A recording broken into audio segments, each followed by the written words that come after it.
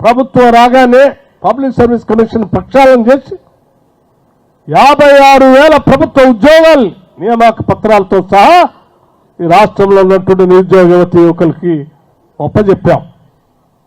ఇంకొక 30,000 మంది నిరుద్యోగ యువతి యువకులకి ఉద్యోగాలు ఇచ్చేటువంటి కార్యక్రమం ప్రాసెస్లో ఉన్నదని చెప్పడానికి కూడా సంతోషిస్తా ఉన్నాను. ఉద్యోగాలు రానటువంటి నిరుద్యోగ యువతి కోసం వారి స్వయం ఉపాధితో వాళ్ళ కాళ్ల మీద వాళ్ళు నిలబడటం కోసం పెద్ద ఎత్తున ఆలోచన చేసి 8,000 కోట్ల రూపాయలతో రాజీవ్ యువ వికాసం అనేటువంటి ఒక కార్యక్రమాన్ని తీసుకొని వచ్చి